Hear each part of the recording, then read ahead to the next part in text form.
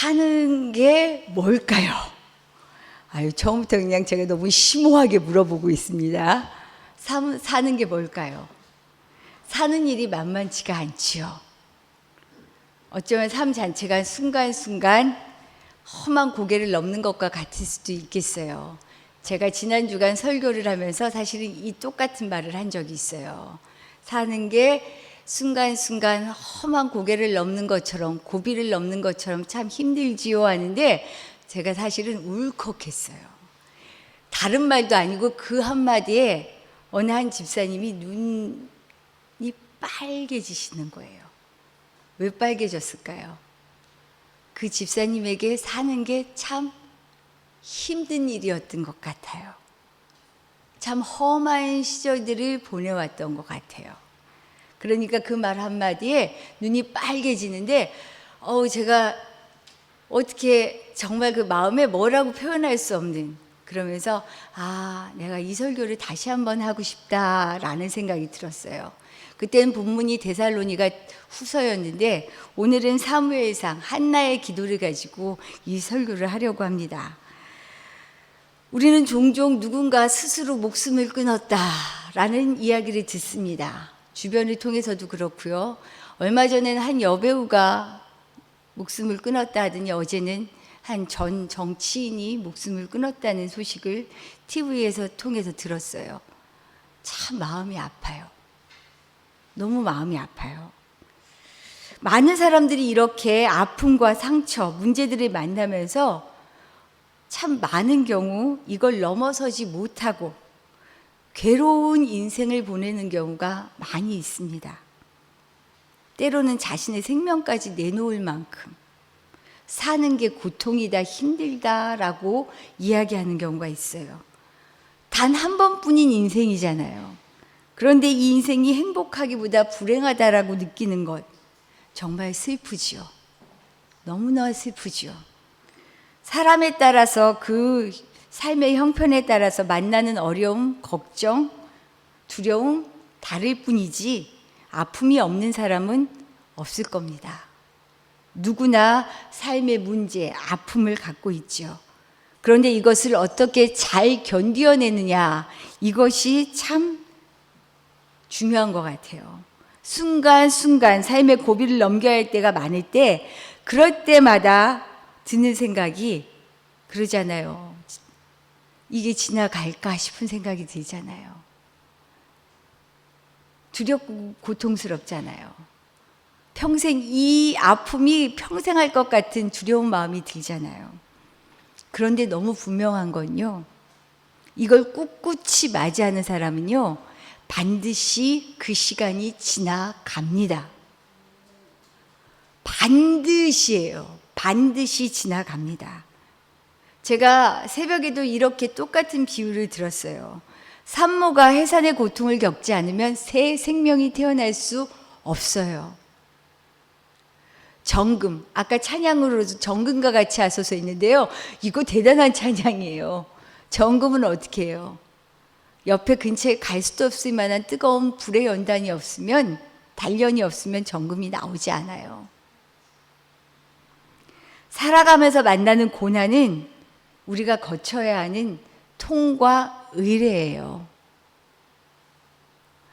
반드시 누구나 거쳐갑니다. 모양과 형편이 다를 뿐이지. 그러면 이렇게 만나는 삶의 문제들, 사실은 우리가 문제를 겪으려고, 어려움을 겪으려고 이 땅에 부르심을 받은 사람들 아니에요. 하나님께서 이 땅에 우리를 세우시고 부르신 목적은요, 너무나 분명해요. 고난과 핍박 가운데 있게 하려고 부르신 게 아니고요, 오히려 세상의 악한 자들의 위협이 아무리 거세도 모든 사람들이 당신의 자녀가 되고요, 그리고 이들을 끝까지 지켜서 주 예수 그리스도의 영광 가운데 이르게 하는 것, 이것이 하나님이 우리를 부르신 목적이에요. 이 목적이 분명하면 어때요? 통과 의례, 중간에 겪는 아픔과 어려움 어때요? 견뎌낼 수 있어요. 하나님은 고통의 자리에 그냥 놔두지 않으십니다. 우리를 위로하시고요, 소망을 주시는 분이셔요. 이런 분이 우리 하늘 아버지세요. 든든하잖아요.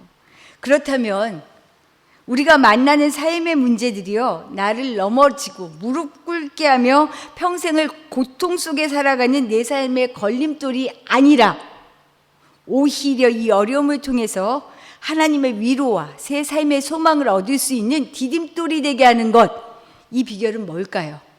진짜 나로 나되게 하는 것. 내가 하나님의 형상을 따라 만들어진 사람 아니에요. 나의 나되게 하는 것, 이 비결은 무엇일까요? 오늘 말씀을 통해 나누려고 합니다. 삶의 고통의 문제에 대해서요, 나니아 연대기라는 책을 썼던 소설가 C.S. 루이스가 이런 말을 했어요. 고통의 문제는요, 결코 설명될 수는 없다. 우리가 만나는 고통을 일일이 설명할 수가 없어요. 그런데요, 하지만 고통이 극복될 수 없는 것은 아니다 라고 얘기해요. 이 말은 뭐예요? 고통은 반드시 극복될 수 있다라는 거죠. 그러면 그리스도인들은 삶의 고통을 어떻게 극복할 수 있을까요? 제가 결론부터 내고 시작할게요. 결론은요, 기도예요. 믿어지세요? 기도라는 것? 기도예요. 그런데 기도만큼 당연하면서도 어려운 게 없어요. 다들 어려우면 기도하자라고 얘기하죠. 내가 기도해 줄게 라고 얘기해요. 근데 기도할 때마다 진짜로 이 기도의 응답이 될까? 막 확신이 차서 기도하세요? 왜 대답들이 못하시지? 막 늘 확신이 차는 게 아니에요. 걱정이 되면서도 기도 안 하면 더 걱정되니까 기도하는 경우도 많을걸요, 아마? 그럴 거예요. 근데 오늘 한나의 기도를 통해서요, 우리에게 진짜 기도가 무엇인지, 어떻게 기도로 나를 세워갈 수 있는지, 절망의 늪이 아니라 나를 세워가는 기도가 무엇인지 오늘 한나의 기도를 통해서 보려고 합니다. 모두 아시겠지만 한나가 누구의 어머니죠? 사무엘의 어머니죠. 한나가 사무엘을 낳기까지는요, 불임, 자녀를 낳지 못하는 고통을 받고 있었어요. 이것 때문에 너무 아파했어요. 남편이 엘가나였는데요, 엘가나는 누구보다 한나를 사랑했습니다. 엘가나하고 그 가족들은 1년에 한 번씩 실로로 가서 하나님께 예배를 드리고 제사를 드렸어요. 그런데 실로에 갈 때마다 엘가나가 하는 일이 있었어요. 뭐냐면 자신의 아내와 자식들에게 자기의 분깃을 나누어 주는 거예요. 그런데 엘가나에게는 아내가 하나 더 있었죠. 분인나라는 아내가 있었어요. 한나는 아기를 못 낳았지만 분인나는 자식들을 낳았어요. 그런데 분깃을 줄 때요, 이 엘가나의 마음을 알 수 있어요. 분인나와 자식들에게 분깃을 주잖아요. 주고 나면 한나에게는 그 2배로 주는 거예요. 갑절로. 이 말은 뭐예요? 한나를 더 사랑한 거예요. 아기를 낳지 못했지만 이것을 가지고 탓한 남편이 아니고요, 오히려 품어주며 사랑했어요. 너무 고통받는 아내한테, 아기를 못 낳아 고통받는 그 아내한테 뭐라고까지 얘기하냐면, 이 남편 참 사랑스러운 남편이에요. 내가 10아들 못지않지 않냐, 뭘 그렇게 슬퍼하냐, 세상 천지에 이런 남편이 있을까 싶은 생각이 들지요. 이렇게 다정한 남편이에요. 그런데 한나는 남편을 통해 위로를 못 받아요. 왜 그럴까요? 자신이 받은 상처는 자식이 없다는 거거든요. 남편을 통해 자식을 얻지 못했거든요. 그러니까 남편이 아무리 사랑하지만 그 상처, 그 아픔은 고스란히 가지고 있는 거예요. 그런데 더욱이 6절 말씀을 보면요, 우리가 읽진 않았지만 앞에 남편의 다른 아내 분인나를요, 어떻게 표현하냐면요, 한나의 적수라고 얘기해요. 한 남편의 2아내에 긴장관계 없었겠습니까? 긴장관계 있죠. 그런데 여기서 불리한 사람은 누구게요? 한나입니다. 한나가 열세에 있어요. 왜요? 아기가 없으니까. 적수관계인데 열등감을 가질 만한 부분이 있으니 이걸 그 적수관계에 있는 분인나가 그냥 있었겠어요? 건드리지요. 후벼 파지요. 한나가 이것 때문에 굉장히 고통을 당해요. 그래서 6절, 7절의 말씀을 보면요, 분인나가 한나를 격분시켰다라고 얘기해요. 근데 분인나도 이해가 좀 되기는 해요. 아니, 자식은 자기가 낳았는데 자기하고 자식들한테는 한나에 비해서 반밖에 안 되는 분깃을 주잖아요. 속상한 거예요. 이렇게 적대적인 관계 속에서 한나는 분인나가 자기를 건드리니까 마음이 너무너무 격분시켰다. 분하고 참을 수 없는, 화를 참을 수 없는 아픔 가운데 있었다 그래요. 이럴 때 한나가 한 일이 무엇일까요? 10절 말씀을 보면 나옵니다. 한나가 마음이 괴로워서 여호와께 기도하고 통곡하며 라고 나와요. 실로에서 하나님의 전에 찾아가요. 가족들 다 있었는데 이 격분한 마음을 누르지 못하고 찾아갑니다. 하나님의 전에 가서 울면서 기도하는 거예요. 통곡하며 기도했다라고 얘기해요. 이 모습을 통해 우리가 첫 번째로 알 수 있는 것입니다. 기도는요, 내 삶의 문제로 상하고 아픈 마음을 숨김없이 그대로 토해내는 것으로부터 시작하는 것이 기도입니다. 한나는요, 가장 괴롭고 힘들고 아픈 순간에 바로 하나님 앞에 기도함으로 자신의 심정을 그대로 토해내요. 소리 내지 않고 입술만 깜빡깜빡인가요? 뻐끗뻐끗 하고 있는 거예요. 거기에 막 통곡을 하고 있어요. 엘리 제사장이 보니까 이상한 거예요. 그것도 오랫동안 취했구나라고 얘기합니다. 그러면서 결국은 오랫동안 기다렸다가 참지 못하고 말해요. 왜 아직도 포도주를 못 끊었냐고. 언제까지 이렇게 살 거냐고. 그러자 한나가 얘기합니다. 자기의 형편을 제사장에게 얘기합니다. 그게 15절, 16절의 말씀에 나와요. 뭐라고 얘기하냐면요. 아닙니다. 나는 마음이 슬픈 사람입니다. 내 마음을 알아달라는 거죠, 제사장에게. 나는 마음이 슬픈 사람입니다. 그저 내 마음이 너무 슬퍼서 여호와 앞에 내 심정을 통한 것뿐입니다. 내 슬픈 마음을 전한 것밖에 없습니다. 내가 지금까지 중얼중얼거리면서 기도한 것은요, 나의 원통함과 격분됨이 너무너무 많았기 때문입니다. 라고 지금 제사장에게 얘기해요. 이 이야기를 사실은 한나가 하나님 앞에 계속해서 기도했던 이야기겠죠. 한나는 스스로를 슬픈 사람이다.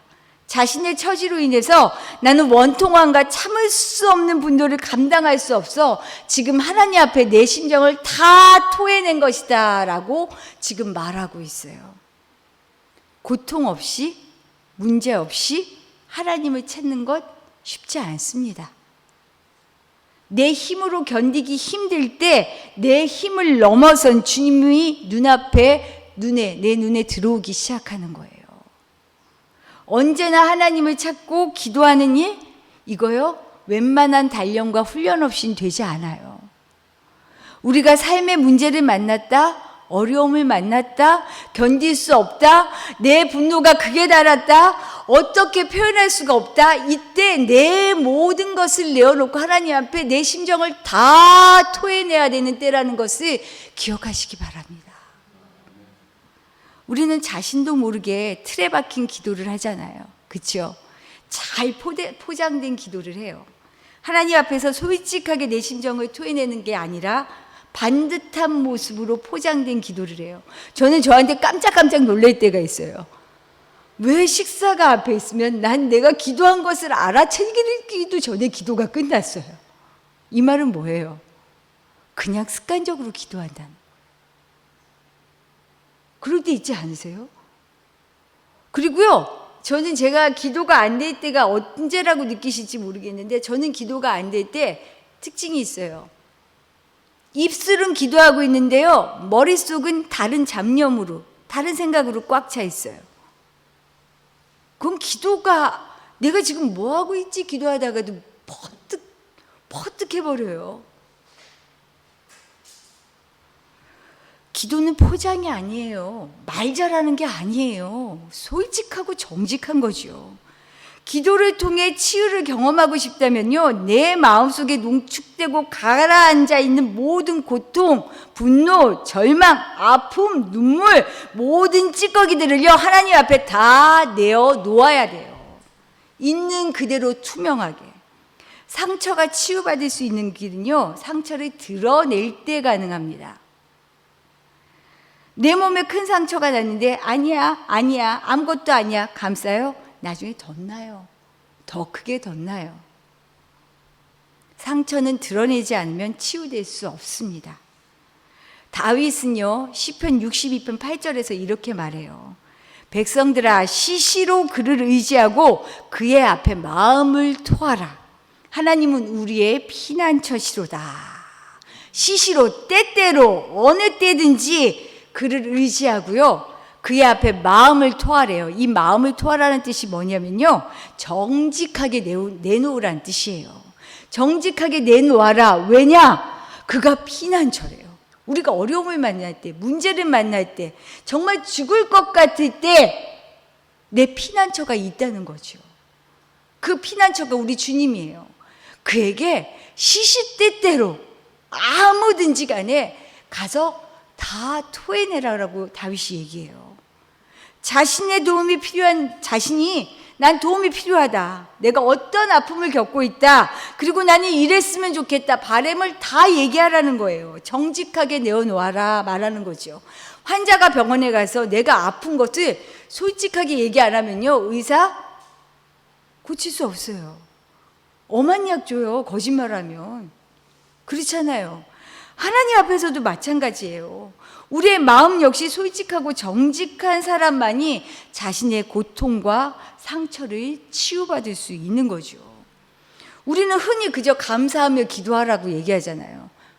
감사? 이거 저절로 안 돼요. 감사는 자연스럽게 내 안에서 나와야지. 감사가 어떻게 저절로 돼요? 어떻게 억지로 돼요? 내 일이 안 풀리는데 감사가 되든가요? 안 돼요. 그런데 이 감사가 되는 방법이 있어요. 제가 누누이 우리 집사님들께 때때로마다 말씀드려요. 저는 시편의 다윗을 보세요. 다윗 진짜 강심장이에요. 저주를, 아무리 원수래지만 저주를 그렇게 할 수 있을까요? 원수를 발등상을 밟고 난리도 아니에요. 그렇게 기도하실 수 있으시겠어요? 양심사? 우리 기도 그렇게 잘 못해요. 근데 솔직하게 얘기해요. 원수를 짓밟아 달라 그러고, 내 앞에서 무너지게 해달라 그러고요, 깨지게 해달라 그러고요. 그런데 그의 기도가 나중에 시편에서 어떻게 바뀌는 줄 아세요? 시편의 뒤에 묶음은요, 다윗의 감사시예요. 정직하게 토해내며 하나님 앞에 자기를 다 내어놓으니까 저절로 감사의 기도로 기도가 바뀌더라는 거죠. 내가 감사하려고 해서 되는 게 아니에요. 억지로 했다가 탈만나요. 하나님은 뭐라고 얘기하시냐면요, 정직하게 내 앞에 모든 것을 토해내라. 그리고 난 다음에 치료는 내가 한다. 이것이 기도의 신비예요. 자신의 심정, 두 번째로요, 자신의 심정을 정직하게 토하는 기도를 드리기 시작하면요, 하나님은 그때부터 나를 위로하고 치료하기 시작하십니다. 그러면서 우리의 기도가요, 어떻게 바뀌냐면요, 나의 필요를 넘어서 하나님의 필요와 연결된 기도가 되어져요. 내가 필요해서 기도했는데요, 이 내 기도가, 내 필요가요, 하나님의 필요로 바뀐다니까요. 아들을 낳지 못해 억울했던, 그 분노를 폭발하듯 기도했던 한나, 그 소원이 무엇이었겠습니까? 아들 낳는 거죠. 기도의 제목은 아들 낳는 거였어요. 그러니 아들 하나 달라고 기도했겠죠. 그런데 11절 말씀을 보면요, 한나가 소원 기도를 하고 있어요. 소원 기도. 어떻게 소원 기도를 하냐? 아들을 달라고만 기도하는 게 아니고요, 아들을 주시면 내가 그의 평생에 그를 여호와께 드리고 삭도를 그의 머리에 대지 않겠습니다 하고 약속해요. 이 기도는 주님 앞에 온전히 아들을 바치겠다라는 거예요. 사실 이런 기도 많이 하죠. 겁나서 서원까지는 아니어도, 하나님 이 기도 들어주시면요, 제가 이렇게 할게요. 저 기억나요. 하나님 저 대학만 붙게 해주시면요 저 이거 할게요. 하나님 이 돈만 해결해 주시면 저 이렇게 할게요. 우리 그런 거 많잖아요. 근데 그렇게 그냥 단순히 위기 모면하는 기도가 아니었어요. 한나를 보면 알 수 있어요. 이미 알고 계시겠지만 한나는 자신의 이 기도를 잊지 않았습니다. 하나님이 진짜 아들을 주신 거죠. 사무엘을 주셨잖아요.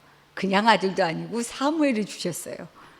젖 먹이는 기간까지만 자기가 데리고 있고요. 젖을 뗀 이후에 엘리 제사장에게 보냅니다. 이 아이는 하나님의 아들입니다. 엘리 제사장 믿음직스러운 제사장 아니었어요. 기도하는 딸을 보고 술 취했냐라고 분별을 물론 어려운 분별이기도 하지요. 그러기도 했지만 자식을 잘 못 키워냈어요. 자신의 뒤를 이어서 제사장 역할을 하는 홈리와 비느하스, 그들이 얼마나 악한 자였냐면 제사를 멸시했다라고 표현해요. 제사장이. 거기에다 회막문에서 수종드는 여자, 그 여인들과 동침하는 일까지 범했어요. 그래서 사람들이 그들을 악하다라고 하는 말들을 많이 했어요. 사무엘상 2장 12절을 보면요, 두 아들을 가리켜서요, 행실이 나빠 여호와를 알지 못했다라고 표현해요. 아니, 제사장이 행실이 나빠 여호와를 알지 못했다 했으면 다 볼장 본 거죠. 이전의 성경은 불량자다라고 표현할 정도였어요. 믿고 맡기만 하겠어요? 아들을 이렇게 키워낸 제사장? 핑계거리 많죠. 하나님 이건 아니지 않습니까? 오히려 하나님의 아들로 키워내기 부적격 아니겠어요? 제가 잘 키우다가 여러 가지 핑계거리 있을 수 있어요. 그런데 한나 무슨 강심장인지 아들을 그냥 엘리 제사장에게 젖을 내어 맡깁니다. 자신의 필요로 시작된 기도였지만 한나는 허투루 기도하지 않았어요. 진심을 담아 기도했습니다. 당장 이것을 얻기 위해 서원 기도를 드린 것이 아니었어요. 나의 필요가 나를 위한 것으로 그치지 않고 하나님의 필요가 되기 위한 자기 희생과 헌신의 기도가 되었던 거죠. 우리가 기도할 때 나 자신은 알아요. 내 마음의 밑바닥에 나의 욕심이 깔린 기도인지 아닌지, 내 욕심을 걸러내는 일, 여기에 나를 세우는 기도의 성패가 있습니다. 삶의 형통함, 이것이 내 삶의 목적인지, 아니면 이를 통해서 하나님의 필요를 채워가는 것이 내 삶의 목적인지.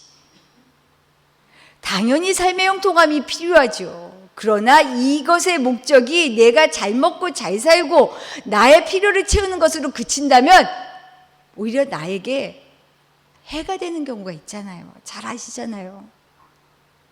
이것이 하나님의 영광이 되는 것. 우리 너무 쉽게 말 많이 해요. 우리 자녀가 좋은 대학 가면 하나님이에요. 진짜 서울대 가면 하나님 영광 받으실까요?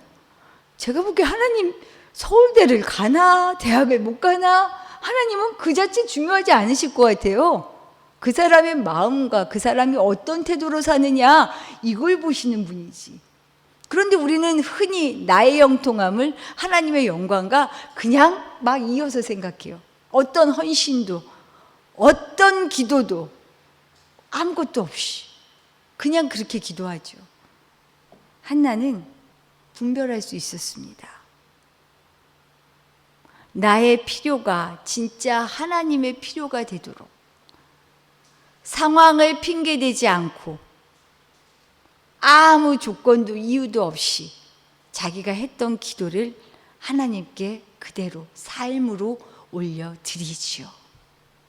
이것이 하나님께서 그의 기도를 들어주신, 이미 그의 중심을 꿰뚫고 알고 계신 이유가 아닐까 생각돼요. 그렇죠?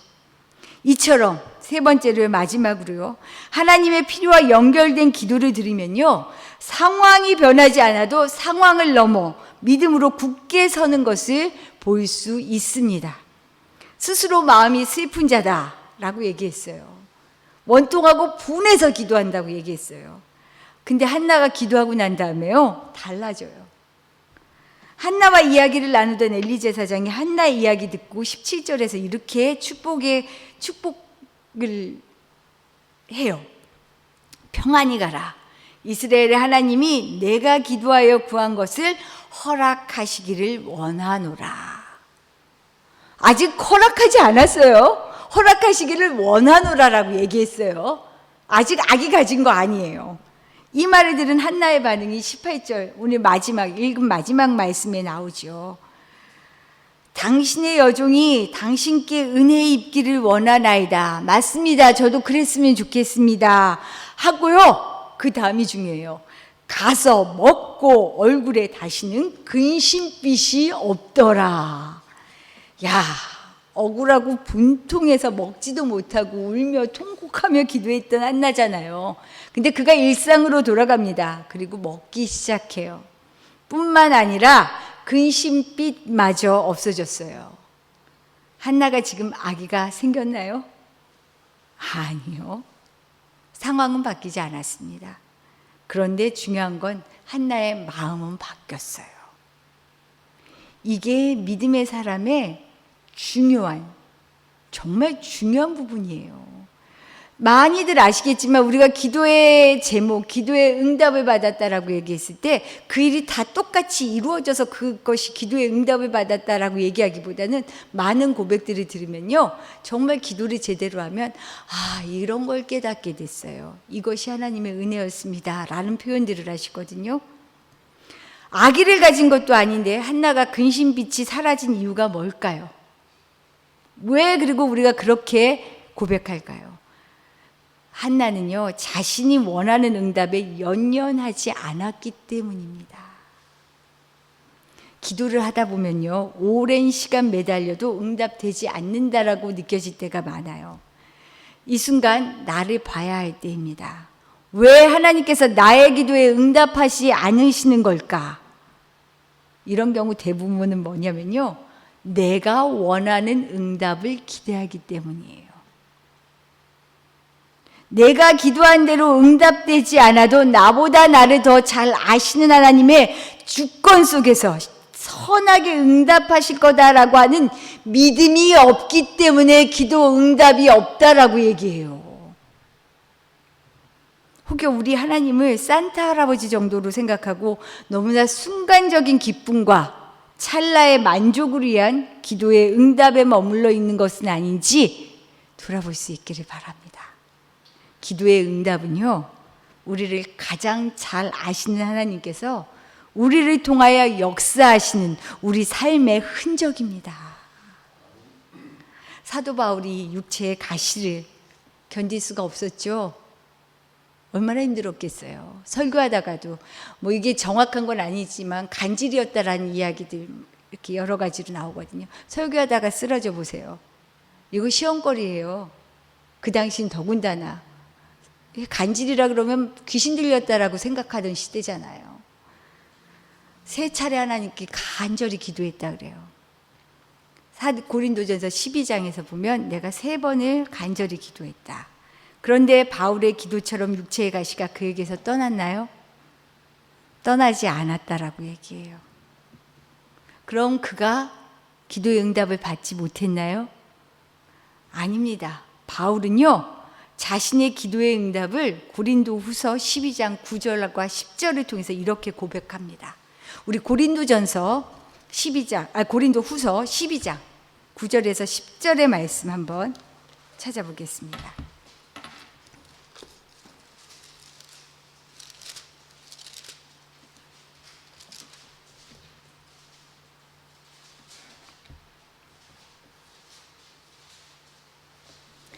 고린도후서 12장 9절에서 10절입니다. 함께 읽겠습니다. 나에게 이르시기를 내 은혜가 내게 족하도다. 이는 내 능력이 약한 데서 온전하여짐이라 하신지라. 그러므로 도리어 크게 기뻐함으로 나의 여러 약한 것들에 대하여 자랑하리니 이는 그리스도의 능력이 내게 머물게 하려 함이라. 그러므로 내가 그리스도를 위하여 약한 것들과 능욕과 궁핍과 박해와 공고를 기뻐하노니 이는 내가 약한 그때의 강함이라. 아멘. 사도 바울은 자신의 기도가 그대로 이루어지지 않았지만 오히려 자신을 세우는 약함을 통해 더 강하게 하시는 하나님의 의도를 깨달았다라고 고백합니다. 결코 기도 응답을 좁은 내 소견으로, 눈으로 제한하지 않았지요. 세상에 그 누구도 고통의 순간을 비껴갈 수는 없어요. 그러나 내가 어떻게 고통을 맞이하느냐에 따라 고통의 멍에 속에 평생을 살아가는 사람이 있는가 하면요, 내게 다가온 고통을 그대로 정직하게 내놓음으로 말미암아 하나님 앞에 하나님의 필요와 연결된 삶으로 바뀌어서 약한 것이 강하게 되어지는 능력을 볼 수 있다라는 것입니다. 우리 행복하게 살아요. 행복하게 살고 싶어요. 저도 행복했으면 좋겠고요. 우리 성도분들 다 행복했으면 좋겠고요. 이 땅의 사람들이 다 행복했으면 좋겠어요.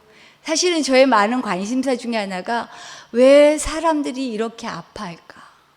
왜 사람들이 절망의 늪에서 나오지 못할까? 하나님은 우리를 그렇게 부르신 것이 아닌데 이것은 이겨낼 힘이 어디에 있다고요? 나를 세우는 기도에 있다고요. 우리 이렇게 하나님을 굳건히 믿고 굳세게 서서요, 정말 한 번 살아가는 이 땅에서의 세상, 하나님 우리에게 소풍 보내주셨잖아요. 소풍 끝나면 가야 되잖아요. 소풍은 즐거운 일이잖아요. 돌아가는 길이 또 있고요.